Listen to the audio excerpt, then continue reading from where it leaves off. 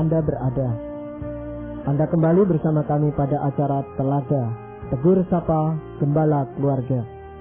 Saya Gunawan Santoso bersama Ibu Idayanti Raharjo dari Lembaga Bina Keluarga Kristen telah siap menemani Anda dalam sebuah perbincangan dengan Bapak Pendeta Dr. Paul Gunadi. Beliau adalah seorang pakar dalam bidang konseling dan dosen di Seminari Alkitab Asia Tenggara, Malang. Kali ini kami akan berbincang-bincang tentang komunikasi suami istri. Kami percaya acara ini pasti akan sangat bermanfaat bagi kita sekalian. Dan dari studio kami ucapkan selamat mengikuti. Pak Paul, kita memang menyadari bahwa salah satu bagian di dalam kehidupan suami istri atau hubungan pernikahan adalah komunikasi. Tetapi juga disadari bahwa itu bukan sesuatu hal yang mudah, karena itu seringkali terjadi benturan-benturan di dalam kita berkomunikasi dengan pasangan kita.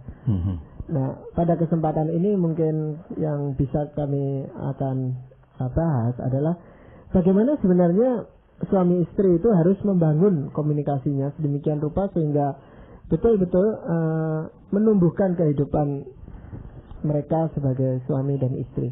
Jadi mutu daripada pernikahan itu gitu Pak Bal. Ya. Jadi apa itu yang komunikasi yang sebenarnya itu Pak Bal?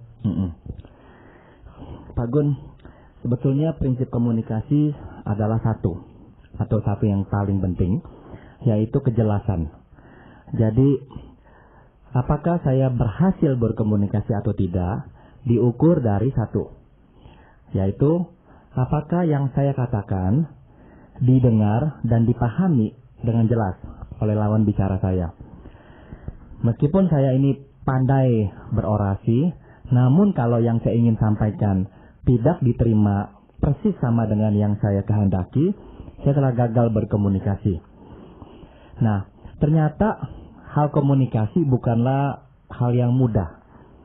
Apalagi kalau dikaitkan dalam konteks rumah tangga, suami istri. Ternyata salah satu ciri keluarga yang bermasalah adalah rusaknya komunikasi di antara suami dan istri. Begitu. Ada lagi yang malah lebih jauh, yakni rusaknya komunikasi antara suami istri atau orang tua dan anak-anak mereka. Begitu. Ya, tapi menurut pengalaman kita tentunya Pak Bal, pada waktu pacaran ini Pak Bal, pada waktu kita pacaran itu kan sudah banyak yang kita omongkan, bahkan kita bisa ngomong berjam-jam itu dengan ya pacar kita itu yang sekarang jadi pasangan hidup kita.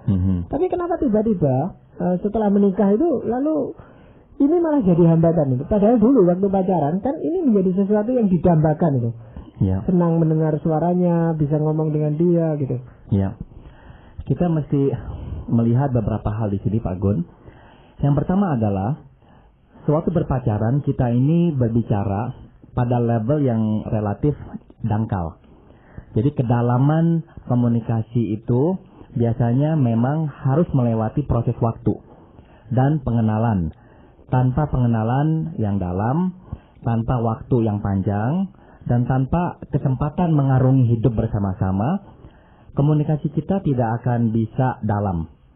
Nah, pada masa berpacaran komunikasi memang ya seyogianya ya tidak bisa dalam karena kita belum mengarungi hidup bersama-sama, kita belum melewati proses waktu yang panjang, dan kita belum berkenalan dan mengenal pasangan kita dengan benar-benar intim, sehingga akhirnya komunikasi kita ya relatif berkisar pada hal-hal yang cetek atau yang dangkal.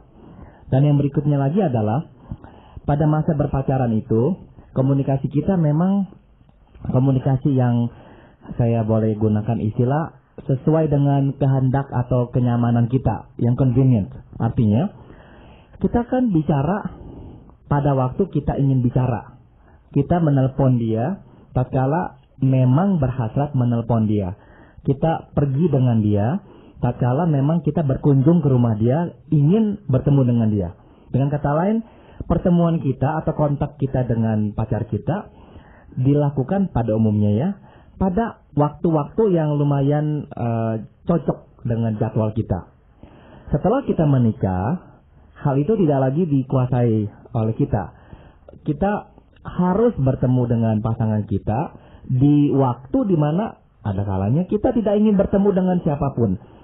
Kita harus bicara dengan pasangan kita di waktu kita sebetulnya lagi tidak ingin bicara dengan siapapun.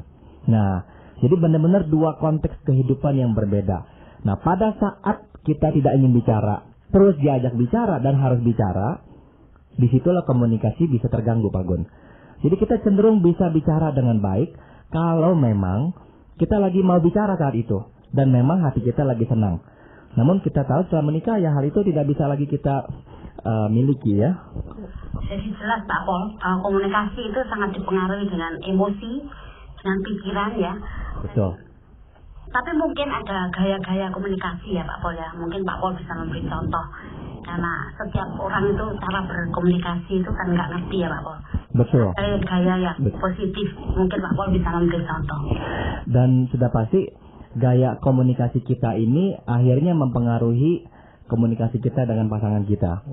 Nah, ada yang mudah memahami gaya komunikasi kita, ada yang kesulitan sebab biasanya gaya komunikasi dua orang itu tidak sama. Walaupun mereka suami istri gitu ya. Walaupun mereka suami istri begitu. Itu justru yang menarik gitu. Iya. Salah satu gaya yang umum ya, dan ini biasanya dimiliki oleh pria.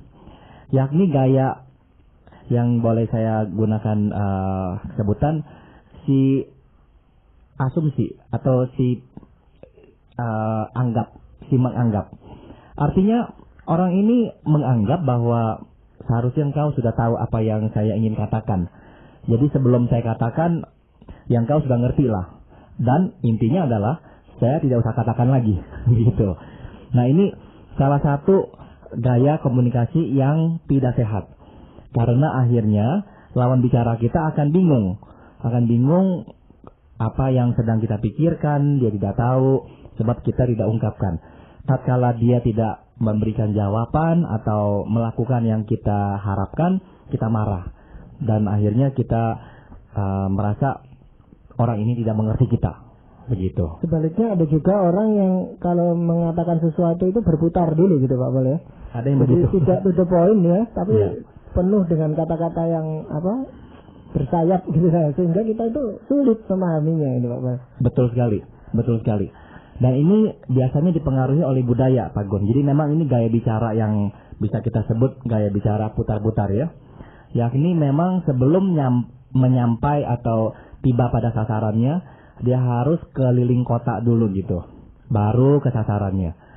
Nah ini memang ya tidak salah, tergantung memang budaya tersebut dan apakah pasangan kita bisa memahami gaya bicara kita, gitu. Faktor waktu Pak Paul, saya rasa itu juga menentukan ya. Kadang-kadang kami itu sebagai suami itu kalau lagi lelah lalu diajak bicara, padahal istri itu banyak sekali yang dibicarakan, mulai pagi sampai sore apa yang dia alami dia mau bicarakan. Nah itu seringkali ya kami tidak bisa menanggapi dengan sungguh-sungguh gitu Pak Paul. Tepat sekali Pak Gun. Saya masih ingat waktu kami belum lama menikah, saya mengalami gangguan juga dalam hal komunikasi dengan istri saya. Sejak saat itu saya masih ingat, istri saya cenderung bicara tentang problem, tentang apa yang terjadi di rumah itu tatkala saya baru pulang, waktu saya makan malam. Nah saya ini orang yang menikmati makan Pak Gun. Pak Gun mungkin bisa lihat dari tubuh saya. Nah saya kalau makan ingin menikmati makanan yang saya makan gitu. Saya orangnya begitu, nonton televisi ya saya ingin nonton televisi. Saya tidak bisa nonton televisi sekaligus berdiskusi tentang isi film itu, saya nggak bisa. Jadi saya satu ya satu gitu. Nah lagi makan ya saya makan, saya nggak suka lagi makan itu ngobrol tentang hal yang serius.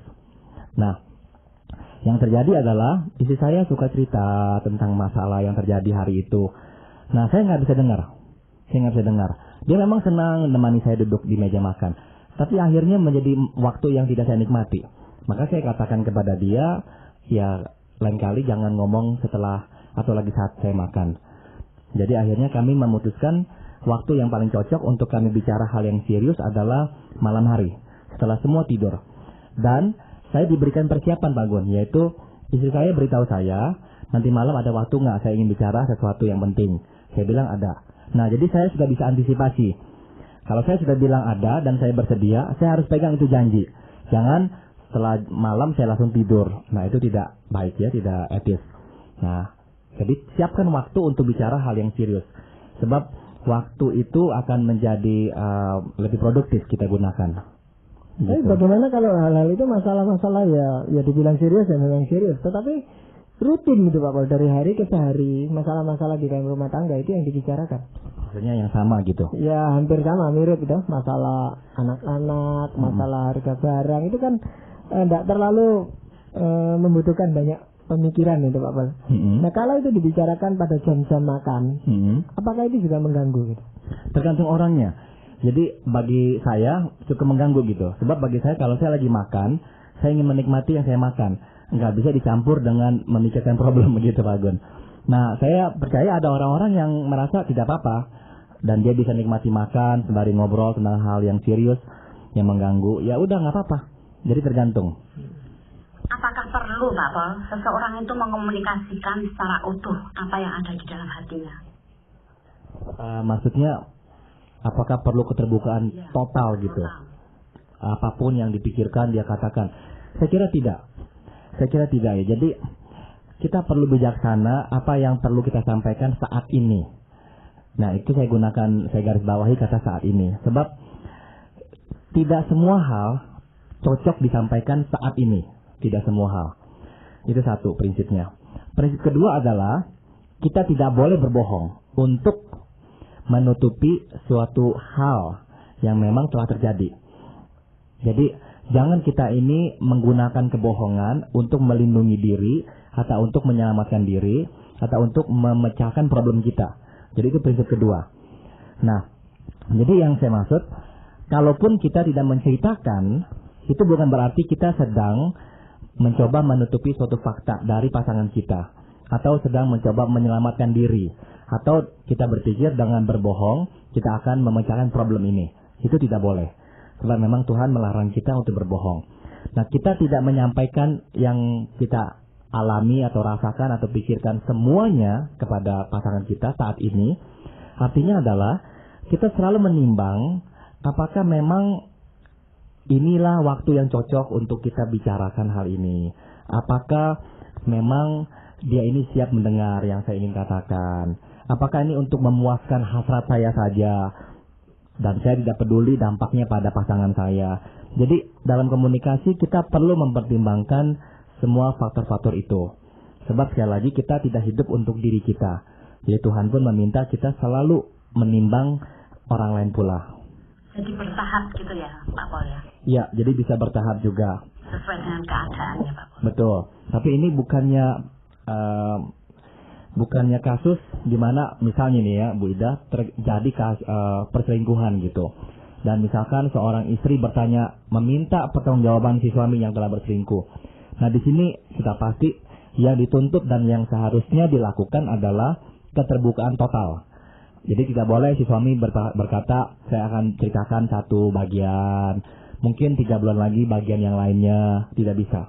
Jadi untuk merestorasi, memulihkan hubungan yang telah putus atau telah retak itu karena perselingkuhan, si suami harus terbuka dengan total apa yang telah dia lakukan dan apa yang si istri ingin tanyakan dia mesti ceritakan sehingga si istri bisa mulai membangun rasa percayanya kembali. Begitu. Sebenarnya pokok-pokok pembicaraan apa itu yang bisa membangun kehidupan pernikahan kita gitu Pak. Kan tidak semua pembicaraan ya, ada pembicaraan itu yang ya sekedar istilahnya basa-basi aja yang sambil lalu. Tetapi apakah ada pokok-pokok pembicaraan itu yang memang perlu untuk dibicarakan oleh suami istri? Saya kira tidak ada hukumnya atau aturannya berapa banyak atau hal-hal apa saja yang bisa dibicarakan.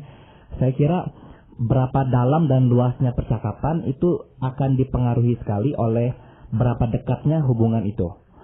Karena hubungan yang sangat akrab akan juga memperluas topik percakapan. Sehingga banyak hal yang bisa dibicarakan. Dan juga pengalaman hidup bersama itu juga penting dalam pembicaraan. Kalau si istri terputus dari si suami dalam pengalaman hidupnya, sebab suami bekerja dari pagi sampai malam, jarang cerita tentang pekerjaannya dengan si istri.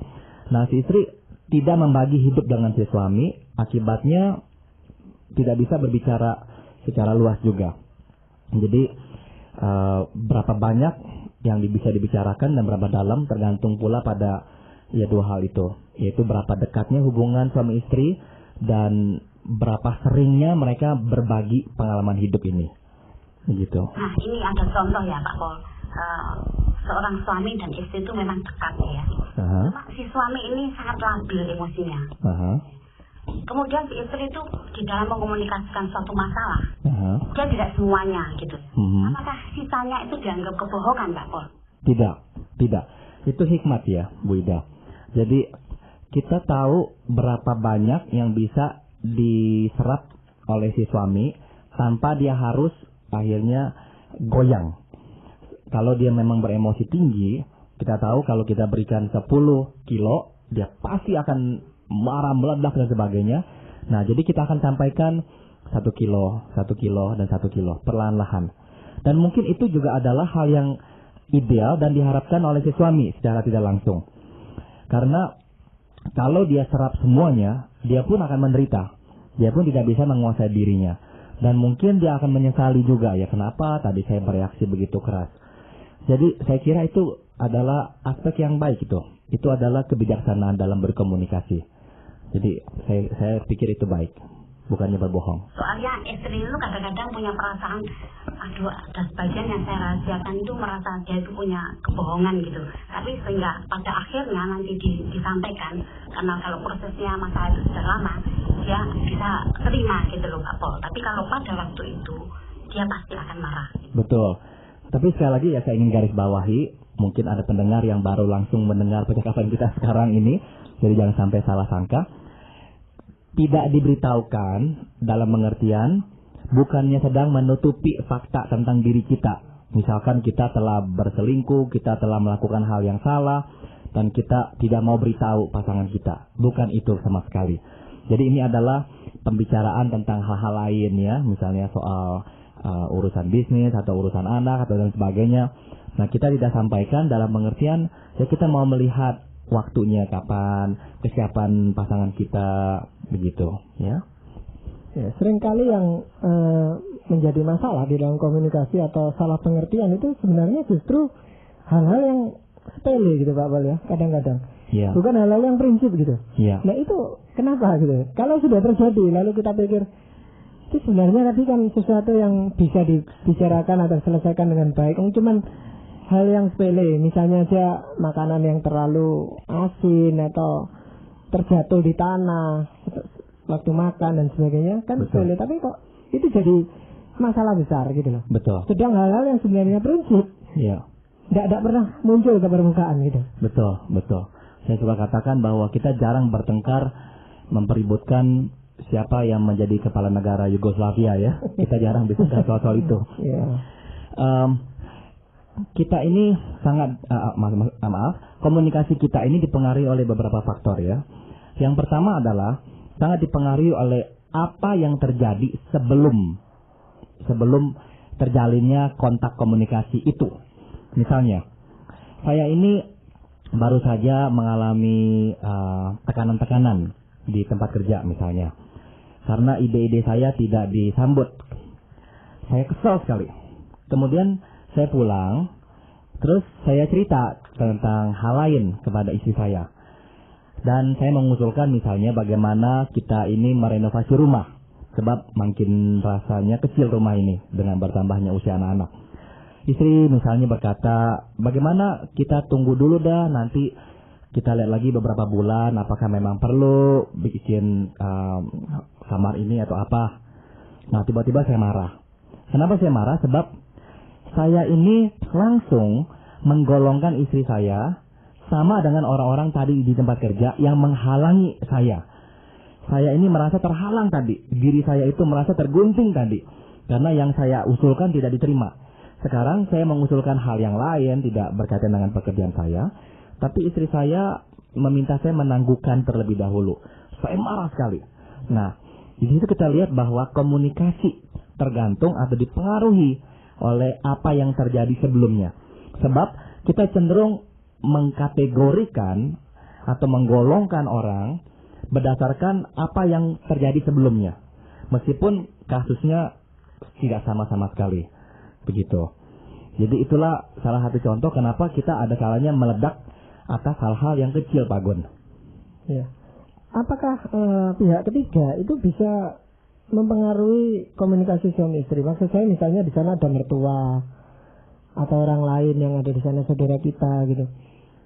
Itu kan seringkali komunikasi kita itu tidak bebas kalau kita itu waktu berdua gitu, Pak Bos. Tepat sekali. Sangat dipengaruhi, Pak Gun. Jadi hal kedua yang bisa mempengaruhi komunikasi kita adalah kehadiran orang lain. Bisa positif, bisa negatif. Ya. Bisa misalnya gara-gara ada mertua, kita nggak berani ngomong kasar. Ya. Begitu. Atau kebalikannya, Pak Gun. Gara-gara ada mertua, kita sebetulnya ingin mengekspresikan kedongkolan kita pada mertua. Tidak bisa. Nah, akhirnya yang kita jadikan sasaran adalah pasangan kita. Kita marah pada pasangan kita. Dengan harapan si mertua juga ikut marah. Si mertua juga ikut tertembak. Begitu. Jadi seringkali kehadiran orang ketiga memang mempengaruhi komunikasi kita. Betul itu. Ya. Apakah ada hal lain, Pak Bal, yang bisa diupayakan oleh suami istri itu supaya komunikasi itu bertambah baik dari hari ke hari? Ada, Pak Gun. Jadi komunikasi juga sangat dipengaruhi oleh rasa percaya kita pada pasangan. Apakah kita bisa percaya bahwa waktu pasangan kita bilang A, memang A lah yang dia ingin sampaikan. Kalau sudah ada kecurigaan, engkau bicara A karena engkau ingin mendapatkan B, nah itu berarti masalahnya bukan lagi di komunikasi, namun sudah menyangkut masalah kepercayaan. Dan ini adalah hal yang lebih serius. Berarti kita tidak lagi bisa percaya pada kemurnian, kejujuran, atau motivasi pasangan kita. Kalau ini terjadi, memang kita harus kembali kepada hal-hal yang lebih mendasar. Apa yang telah terjadi dalam hubungan kita, sehingga kita tidak lagi bisa percaya pada pasangan kita ini. Apakah kita pernah merasa tertipu? Ada kalanya kita akhirnya sangat berjaga-jaga sewaktu pasangan kita berkata-kata. Karena kita takut terjebak. Kita takut mengeluarkan janji, sebab janji kita itu bisa dipegang. Atau kita takut ceritakan kelemahan kita. Kalau ini adalah kelemahan. Sebabnya adalah kelemahan ini bisa dipegangnya untuk menyerang kita kembali. Jadi komunikasi sangat dipengaruhi oleh rasa percaya. Berbahagialah pernikahan yang memiliki rasa percaya yang kuat. Kalau itu tidak ada, biasanya hal berikutnya yang akan rontok adalah komunikasi antara dua orang itu. Iya. Nah, saya ingat bahwa firman Tuhan selalu mengingatkan kita agar kita itu kalau ngomong ya yang lemah lembut gitu, oleh betul, menahan amarah dan sebagainya gitu. Betul. Nah, itu kaitannya dengan kehidupan kerohanian kita gitu, Pak. Tepat sekali, Pak Gun. Sebab orang cenderung lebih bisa mendengar perkataan lemah lembut daripada perkataan kasar. Perkataan kasar meskipun dikatakan saya jujur ngomong apa adanya, tapi kalau kasar tetap akan mengurangi keefektifan komunikasi itu. Iya, jadi dalam hal ini bukan isinya, ya isinya tetap penting ya, Pak. Tapi gaya dia menyampaikan itu juga penting gitu, Pak. Tepat sekali, Pak Gun. Tepat sekali. Dan juga komunikasi ya, Pak Gun, sangat dipengaruhi oleh pandangan kita tentang orang lain. Jadi kita sebetulnya berkomunikasi sesuai dengan gambar dalam kepala kita. Siapa orang itu? Misalkan contoh, kita bicara dengan orang yang kita anggap kasar. Nah, kita tiba-tiba sudah mulai mengubah pola pikir kita. Kita harus bicara dengan kasar juga kepada dia. Sebab dengan cara itulah baru dia mengerti. Kalau kita bicara dengan orang yang kita anggap halus sekali. Nah, tiba-tiba kita mengubah gaya bicara kita dengan lebih halus agar dia jangan sampai tersinggung. Jadi tergantung pada persepsi atau pandangan atau penilaian kita terhadap lawan bicara itu. Nah, dalam konteks suami istri, siapa istri atau suami kita, menurut kita, itu akan mempengaruhi bagaimana kita berkomunikasi dengan dia. Salah satu unsurnya adalah yang kita sering bicarakan, respect. Kalau kita menilai dia dengan penuh respect, otomatis komunikasi kita juga akan lebih berhati-hati gitu. Kita tidak sembarangan ngomong. Kita tidak sembarangan mengeluarkan perasaan kita, karena kita mau mengindahkan perasaannya dia. Tapi kalau respect itu sudah hilang, otomatis penilaian kita terhadap orang tersebut negatif. Nah, sewaktu penilaian kita negatif, komunikasi kita akan diisi dengan hal-hal yang negatif pula. Begitu. Ya. Jadi sesuatu hal yang memang tidak mudah, tetapi saya rasa kita perlu terus-menerus belajar ya Pak Paul dalam hal berkomunikasi. Betul, Pak Gun. Apakah ada bagian dari firman Tuhan yang ingin Pak Paul sampaikan? Ada ini Pak Gun, saya akan ambil dari Efesus pasal 4 ayat 15. Tetapi dengan teguh berpegang kepada kebenaran, di dalam kasih kita bertumbuh di dalam segala hal ke arah Dia, Kristus yang adalah kepala. Nah, ini terjemahan bahasa Inggrisnya Pak Gun ya, lebih bagus, yaitu speak the truth in love. Ya, kita bertumbuh ke arah Kristus, tapi syaratnya adalah bicaralah hal yang benar di dalam Kristus dan dalam kasih. Ya, terima kasih Bapak. Dan demikianlah telah kami persembahkan ke hadapan Anda sekalian sebuah perbincangan seputar kehidupan keluarga masa kini bersama Bapak Dr. Paul Gunadi. Apabila Anda berminat untuk melanjutkan acara Tegur Sapa ini, kami persilahkan Anda menghubungi kami melalui surat. Alamatkan surat Anda ke Lembaga Bina Keluarga Kristen, Jalan Cimanuk, nomor 58, Malang. Saran-saran, pertanyaan, dan dukungan Anda sangat kami butuhkan. Terima kasih atas perhatian Anda dan sampai jumpa pada acara Telaga yang akan datang.